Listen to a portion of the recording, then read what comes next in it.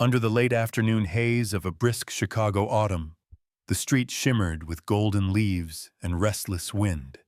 Monica Reed, a 38-year-old woman of color, stood outside the Echelon, a high-end restaurant tucked inside Gold Coast's most exclusive block. Her charcoal gray sweater tugged against the breeze, and chalk dust still clung faintly to her dark jeans, a quiet trace of her earlier work at the community center, where she mentored at-risk youth. She brushed the dust off with her palm, then tucked her locks behind her ears. The warm-toned sign above her gleamed, casting a quiet kind of judgment.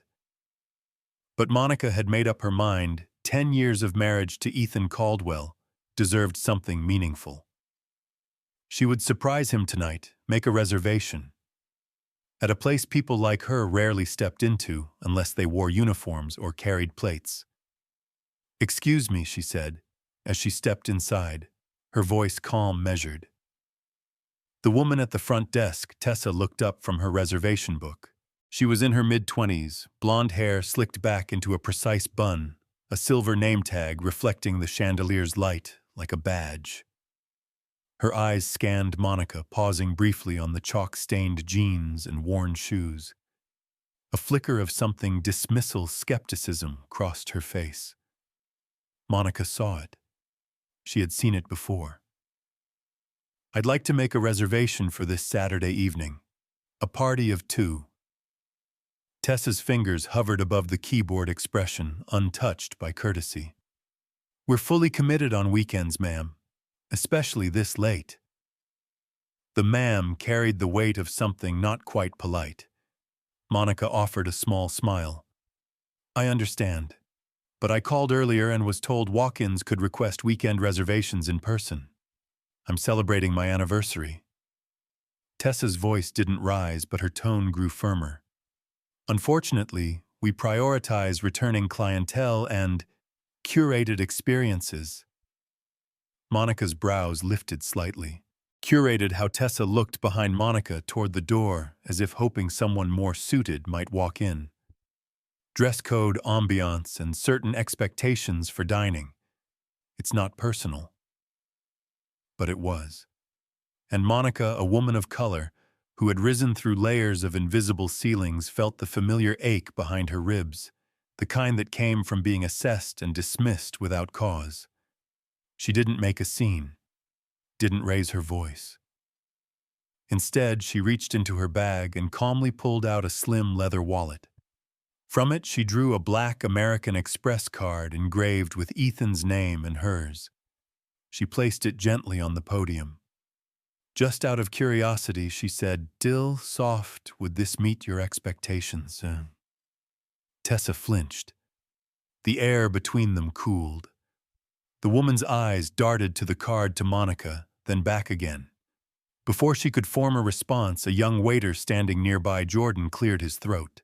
He couldn't have been more than 21, and his nervous eyes darted between the two women. "I think we might have a cancellation at 8, he offered quietly.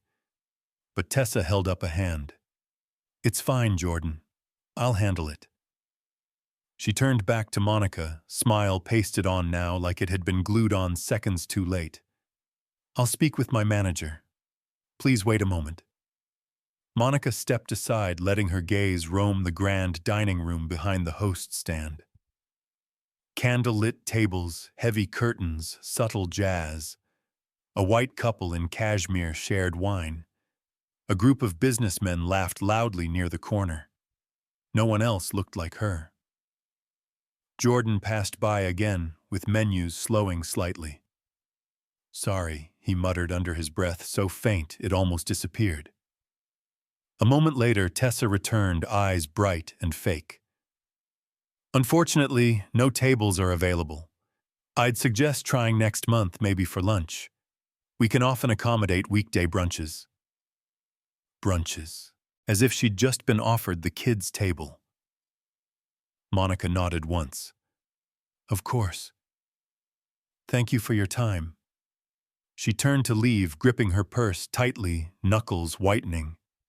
As she stepped onto the stone sidewalk, The weight of it hit her fully, not just the refusal, but the erasure. She didn't belong here. She wasn't meant to. And no matter how politely it was wrapped, she had been told so again.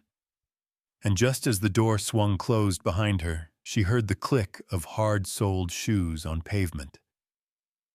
"Monica," a voice called. She turned. Sometimes the most deafening sound in a fine dining room is silence. Monica Reed stood across the street from the echelon, her hands shoved into the pockets of her sweater as the sun dipped behind the skyline. The wind curled around her ankles, but she didn't move. She watched a couple emerge from the restaurant's polished glass doors, laughing softly, dressed in navy cashmere and confidence. Neither of them noticed her. Monica, an accomplished woman of color, had been many things in her life. A mentor, a speaker, an architect of futures for teens on the South Side. But in this moment, standing in the city, where she'd built her life, she had been something else entirely. Invisible. Dismissed. Deemed not the right kind of guest for a place like the Echelon. She had no plans to return. She didn't need their validation. Still, she found herself walking past the restaurant again on Thursday evening, not to plead, but to observe. Maybe closure required confrontation. Maybe she needed to see it one more time, not through the lens of hope, but clarity. The restaurant glowed with warmth and civility, the kind manufactured by careful lighting and price points.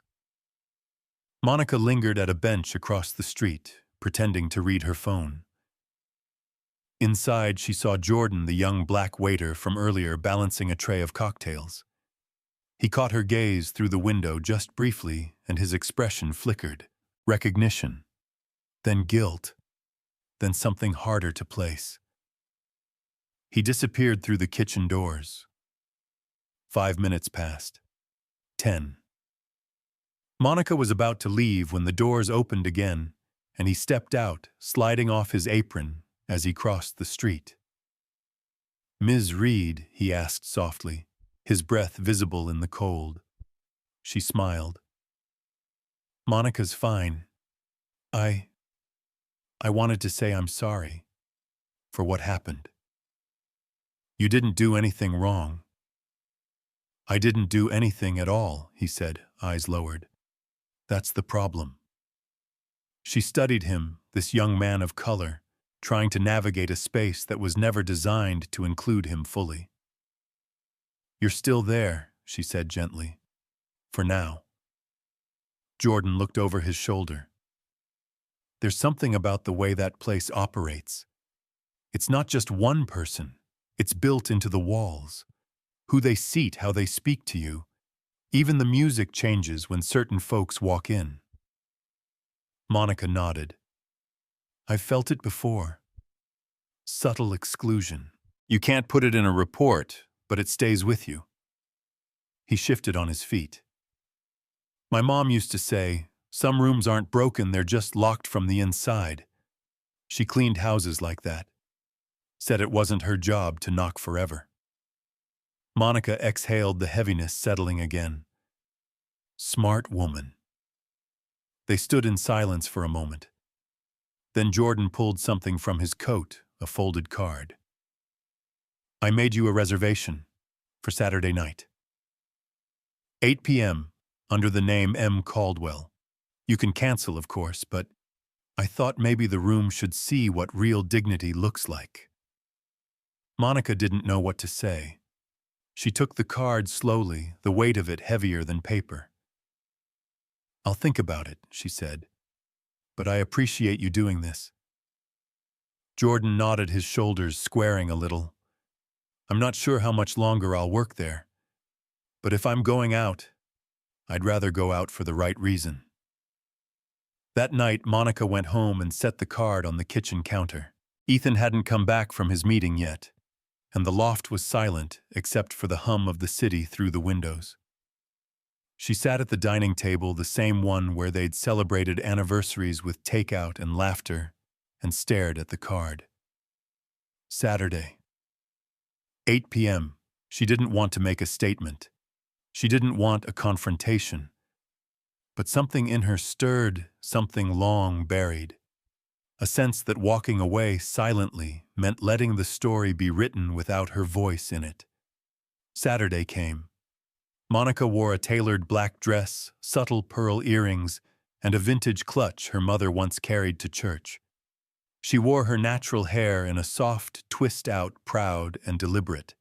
She didn't wear armor. She wore intention. She arrived just before 8. This time it was a different woman at the host stand, Sloane. Late 30s, precise smile posture like a ballerina trained in manners and manipulation. Her eyes landed on Monica, then dropped to the reservation list. Name, please, Monica Caldwell.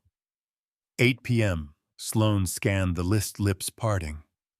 Oh, yes, M. Caldwell. But I'm afraid there's been a mix-up. That table is no longer available. Monica remained still. A mix-up. We had a last-minute request from one of our patrons. We assumed Monsieur Caldwell was a mistake. That reservation has been reassigned.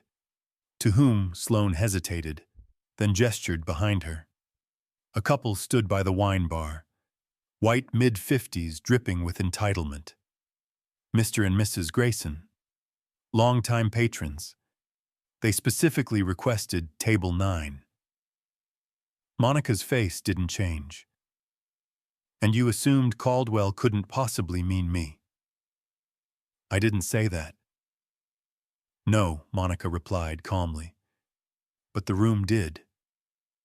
The silence between them stretched until a familiar voice broke through the air. Is there a problem here, Preston? The manager had arrived. Slim suit, pinched expression, tone coated with artificial civility. Sloane turned to him quickly. It's fine. Just a reservation confusion. Preston looked Monica over. His gaze wasn't aggressive, just calibrated, as if he were deciding what column to place her in. I'm sorry, ma'am, he said, but this isn't the kind of place for surprises. We have protocols. Monica smiled tightly. No worries. I've heard that line before. She turned to go, but as she reached the door, Jordan emerged from the back. His eyes scanned the room and landed on her, then on Sloane and Preston. He stepped forward. I made that reservation, he said, loud enough for tables nearby to hear. Jordan Sloane hissed. No. I made it for her. Because she deserved to be here. Because she belongs. A couple of diners looked up. Someone whispered. Preston's face stiffened. We'll discuss this later. Jordan didn't move. She walked in with more grace than anyone I've seen in this room. But I guess grace doesn't fit the dress code either. Monica didn't smile. She didn't need to. She looked once more at the room, then pushed open the door and stepped into the night. Behind her, murmurs grew louder. And across the street, a black Tesla rolled to a stop. The Tesla's door clicked open with a smooth, mechanical sigh, and Ethan Caldwell stepped onto the curb, confusion knitting his brow as he spotted his wife outside the echelon. He was tall, clean-shaven, with silver edging his temples, and the confident grace of a man used to entering rooms that listened. Dressed in a navy suit, his presence was undeniable. But when his eyes found Monica, his wife a proud woman of color, with composure like steel wrapped in silk, his steps faltered. Monica, he called, his voice low but urgent. She turned slowly, the glow from the restaurant's chandelier reflecting in her eyes. You're early, she said, managing a half-smile that didn't quite reach her eyes. I thought I'd surprise you, he said, glancing at the host stand inside. I parked around the corner and walked the last block. What's going on? Monica hesitated, then lifted the reservation card Jordan had given her. We had a reservation. 8 o'clock. But apparently it's not that kind of place. Again. Ethan followed her gaze past the glass doors where Sloane stood stiff behind the host podium, and Preston, the manager, hovered nearby with visible discomfort. A few diners had turned their heads. The ripple had already begun. Ethan stepped forward, his voice measured but unmistakably firm. My wife had a confirmed reservation. What happened? Preston moved quickly, mouth curling into a reflexive apology. Mr. Caldwell, of course, had we known. Known what? Ethan asked. Voice cool, that the woman who made the reservation is my wife, or that her skin doesn't match your idea of who belongs at table 9. Preston's smile faltered.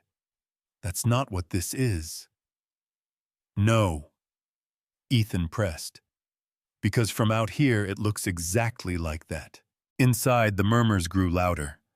A couple near the entrance shifted in their seats. Sloane's face had drained of color. Jordan, still nearby, stood straighter, but didn't interrupt. Monica watched it unfold with quiet restraint. She hadn't asked for a scene. But now that the light was turning toward the truth, she didn't flinch from it either. Ethan took a step closer to Preston. I've hosted venture dinners here. Your wine director knows my palate. I've tipped more than the average paycheck. But tonight, the only thing that mattered to you was that she didn't look like she belonged. We were fully booked, Sloane tried, her voice barely holding. That table was empty 5 minutes ago, Warden said, suddenly clear and loud. And Mr. and Mrs. Grayson walked in 15 minutes after Mrs. Caldwell. Preston turned sharply toward him. You're out of line. No, Monica said softly. He's exactly in line. For the first time tonight. Ethan took Monica's hand, squeezing it gently. You don't have to stay, he said to her. But if you want to walk in there, sit down and order dessert first, then we're doing that. She looked at him for a long second. The pain still sat heavy in her chest, but next to it bloomed something else: recognition. He wasn't defending her to look good. He was standing beside her because it mattered. She nodded once. Let's go in. The room didn't know what to do. Conversations hushed. Cutlery paused mid-air. As they passed the threshold, Monica didn't make eye contact with anyone. She didn't need to. Her posture said enough dignity, didn't require permission. Sloane stepped aside without another word. Preston gave a stilted nod.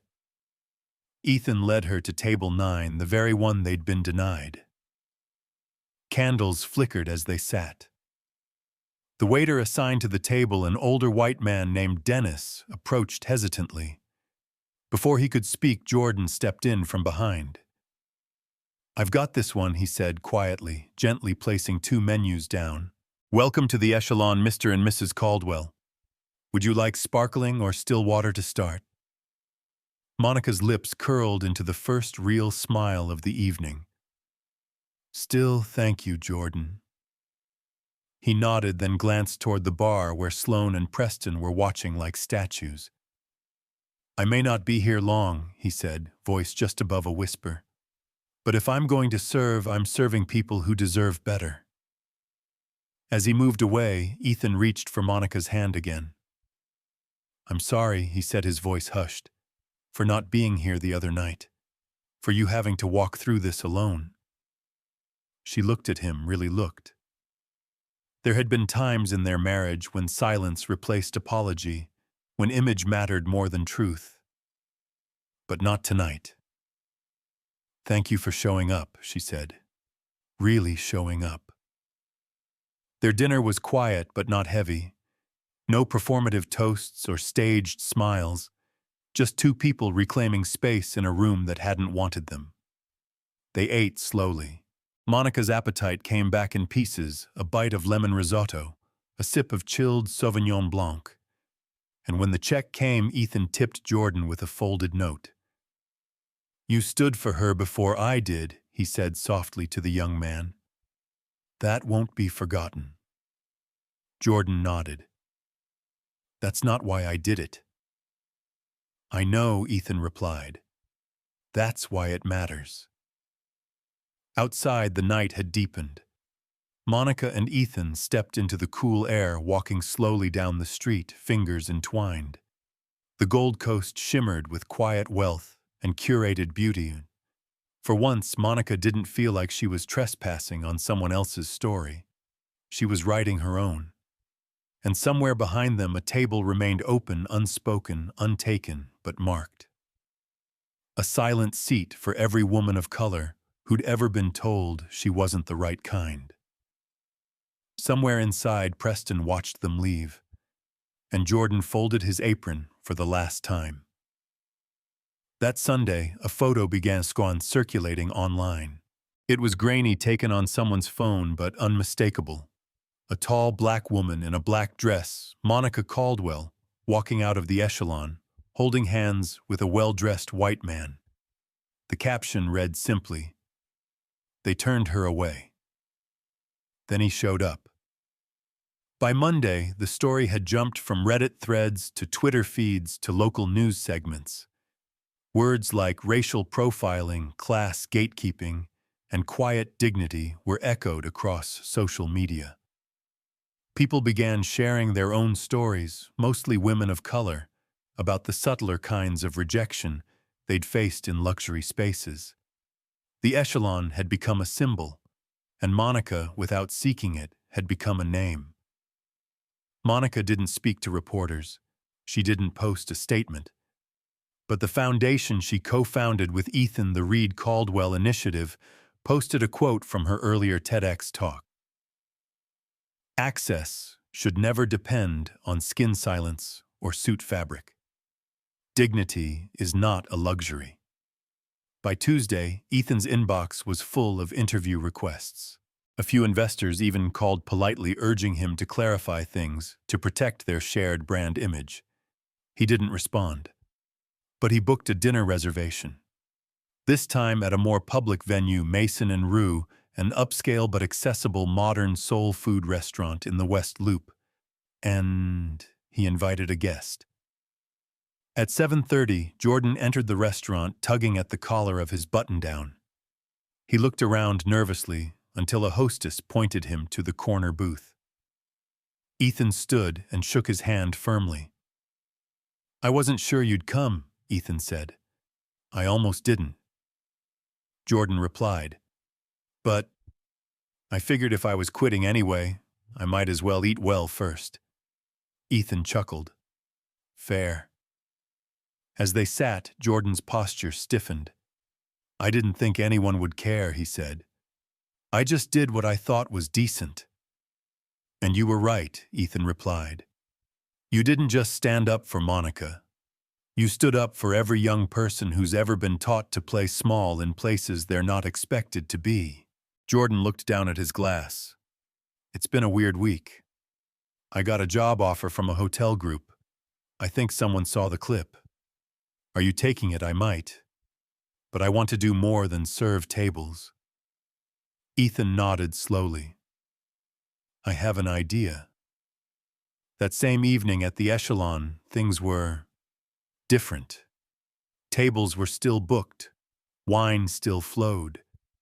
But the tension under the chandeliers was more than aesthetic. Sloane wore a fixed smile, but her voice faltered slightly each time she answered the phone. Preston was in the back reviewing internal policy. Staff whispered about upcoming press audits and management shifts. A sign discreetly placed on the front desk read, "We stand for inclusion and respect." But the air told a different story. A woman in a navy jumpsuit and natural curls walked in around 8.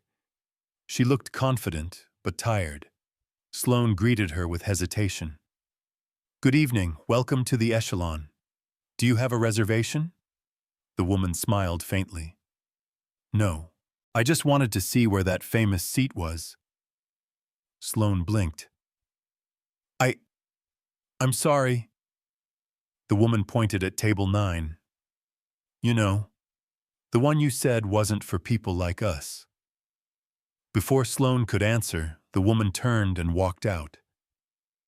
The reckoning hadn't come with lawsuits or shouting. It had come in glances in articles and an uptick of canceled bookings from corporate clients. It came in quiet withdrawals. And it came most visibly on Wednesday night, when a local reporter cornered Preston outside the restaurant's back entrance. He declined to comment, then tripped over his own defense.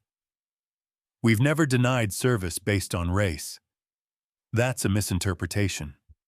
The clip went viral before midnight. Thursday morning. The Echelon posted a statement that was corporate and vague. We regret any misunderstanding and are reviewing our service standards. But the comments under it were swift, furious, and precise. Monica didn't respond. Ethan didn't either. But their silence was louder than any press release. By the end of the week, the restaurant's Yelp rating had dropped 2 full stars. Several reservations were canceled. One of their sommeliers resigned. And then without fanfare, Jordan posted on LinkedIn, "Today was my last day at the Echelon. Tomorrow, I begin working with the Reed Caldwell Initiative to launch a new program focused on hospitality, equity mentorship, and career access for young people of color." The post included a photo of Monica and Ethan, standing beside him, smiling, not triumphant, just present. It garnered over 18,000 likes. That evening, Monica walked into a quiet neighborhood cafe where she and Ethan used to meet before they were married. The place hadn't changed: exposed brick second-hand chairs and a hand-drawn chalkboard menu offering pay-what-you-can specials.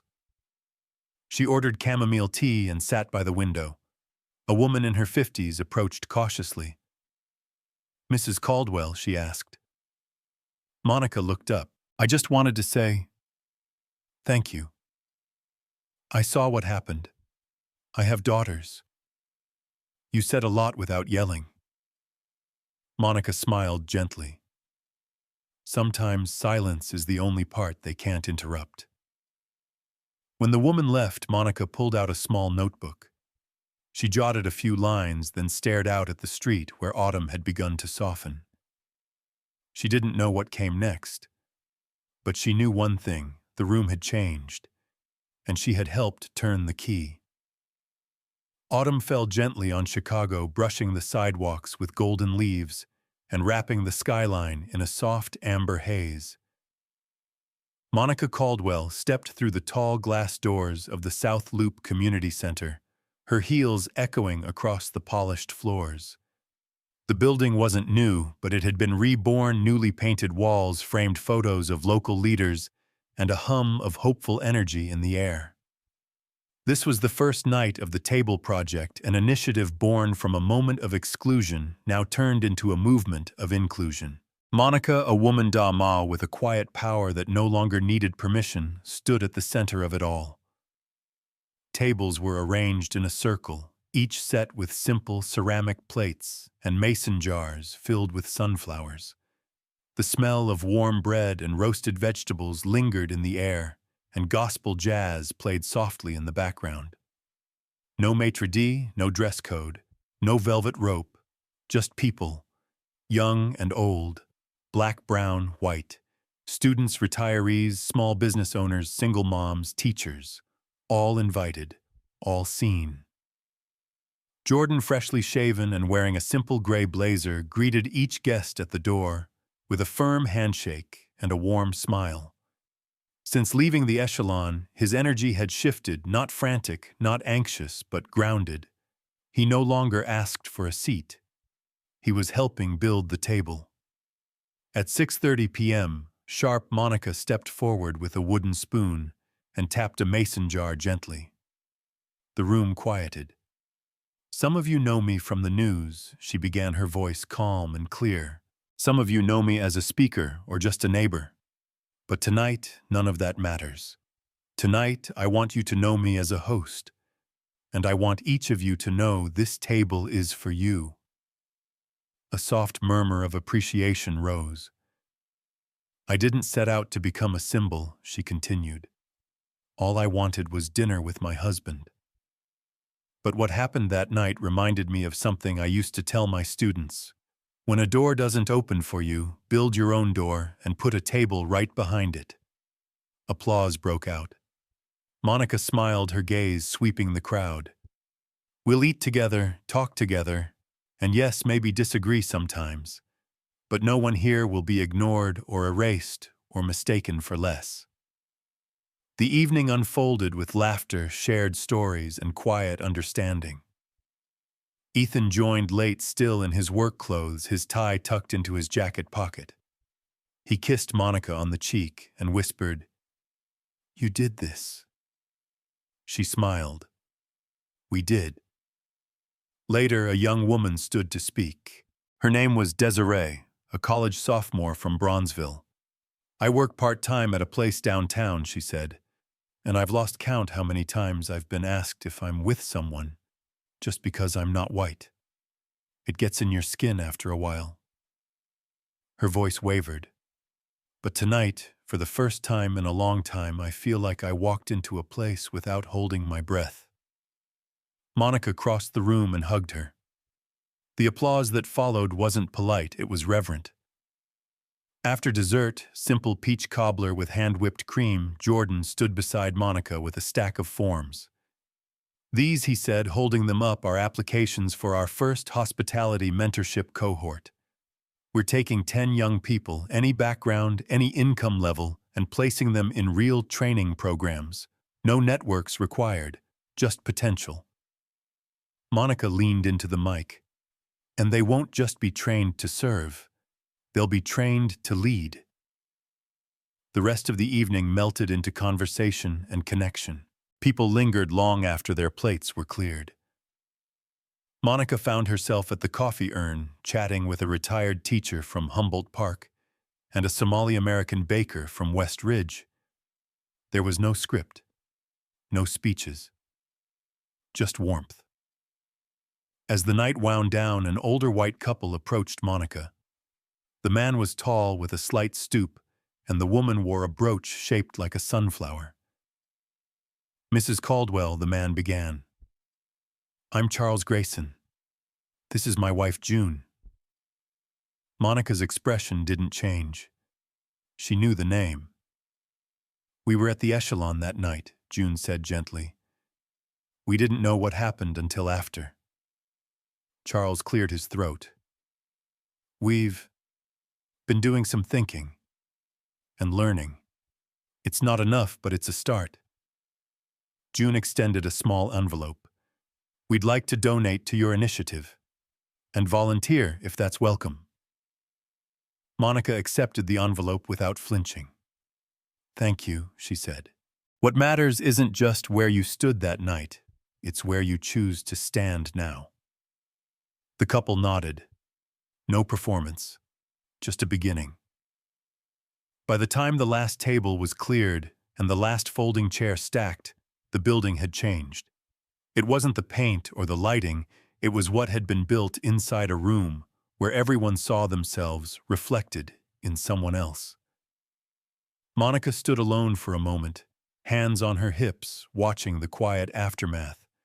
And as Jordan locked the doors behind them, he said, "So." "Next month, same time," Monica grinned. "Next month, bigger table."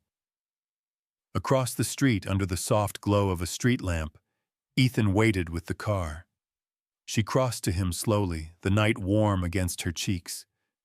"Do you realize what you've created?" he asked. She looked back at the building.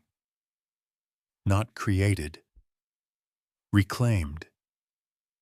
And with that, they drove home in silence, two people who knew that dignity didn't need to knock anymore. It had a key. The first snow of the season came quietly to Chicago, just a dusting enough to sugar the rooftops and soften the streets. Monica Caldwell sat by the window of her modest home office, fingers resting on a cup of tea gone lukewarm. Outside, the city moved as always, but something inside her felt still. Not in the way of surrender, but the way a story feels right before the last page turns. That morning she'd received an envelope in the mail, no return address, just her name in looping cursive. Inside was a photo printed on matte paper, the exterior of the echelon taken at night, with a handwritten note beneath it. Sometimes places stay the same, but people don't. There was no signature. Monica smiled, folded the photo in half, and placed it in her drawer beside a single paper napkin from the first table project dinner. Later that afternoon, she met Jordan downtown at a small co-working hub, bare walls, good Wi-Fi, and mismatched chairs. He stood by a whiteboard covered in plans and scribbled timelines for the hospitality mentorship program. His energy buzzed with purpose. "I've secured partnerships with 2 hotels," he said, "and a culinary school in Bronzeville just signed on." Monica raised an eyebrow, impressed. Already Jordan shrugged. "Turns out people listen faster when you walk away from the wrong tables." She laughed. "They do." He handed her a folder. "We want to call the first cohort the Monica Reed Fellowship, if that's okay with you." She blinked. "Jordan." He shook his head. "You didn't just make room. You made us believe we deserved the space." That night, Monica and Ethan attended a quiet fundraiser in Hyde Park. No red carpet, no press, just folding chairs, sweet potato pie, and neighbors with stories. Midway through the evening, a teenager stood up to speak. Her name was Naya, 16, shy and full of fire. "I used to think people like me didn't belong in rooms like this," she said. "But then I saw a black woman stand her ground in a restaurant that didn't see her. And now I want to run my own." The crowd clapped. Monica felt something shift in her chest, not pride, not ego, but a deep and quiet gratitude. Afterward, as she and Ethan walked to their car, snowflakes drifted around them like confetti. He slipped his hand into hers, the cold pressing into their palms. "You ever think about how all this started?" he asked. She nodded. "With a table?" "No," he said softly. "With you not walking away." They reached the car, but neither opened the door. Monica looked back at the glowing windows of the community center behind them. "I used to think worth was something you proved," she said. "That you earned it by dressing right, saying the right things, not making waves." And now he asked. She looked up at him, eyes soft but sure. "Now I know. Worth doesn't come from what you wear, or who you know. It's already yours. You just have to stop letting them write it for you." He kissed her temple. "Then let's keep rewriting." Weeks later, the echelon quietly announced a full change in management. Preston was gone. Sloan had taken a leave of absence. They hired a diversity consultant. And Table 9 it remained, but it was no longer a number. They renamed it the Reed Table. No plaque, no grand gesture, just a silent acknowledgement. Monica never returned. She didn't need to. Instead, she stood one afternoon in the back of the Table Project's new training kitchen, watching a group of young interns learn how to carry trays, fold linens, and greet guests with both grace and confidence. One of them, a tall, soft-spoken boy named Malik, approached her. "Ms. Caldwell," he said.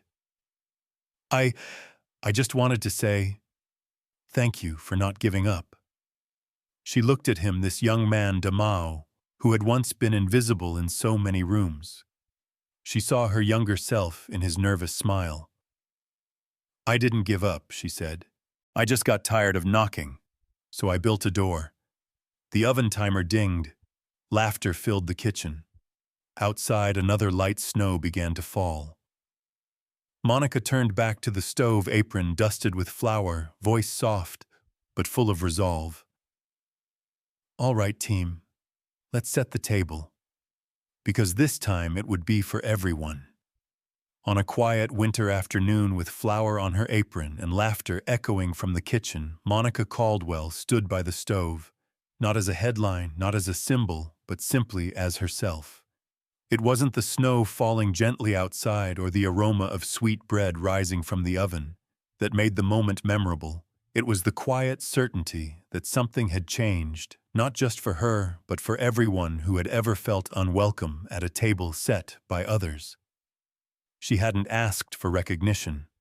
She had simply chosen not to leave the room when dignity was questioned, and in doing so helped redefine the space entirely. At its heart, Monica's story is not about a restaurant or a viral moment. It's about the courage to claim your worth in places that deny it, and the grace to build new places where others can find theirs. It teaches us that breaking through prejudice isn't always loud.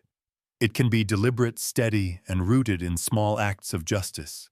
A pulled-out chair, a firm no, a quiet dinner shared. When talent is met with exclusion and resilience meets silence with presence, change doesn't just happen, it settles in like snow blanketing a once cold street.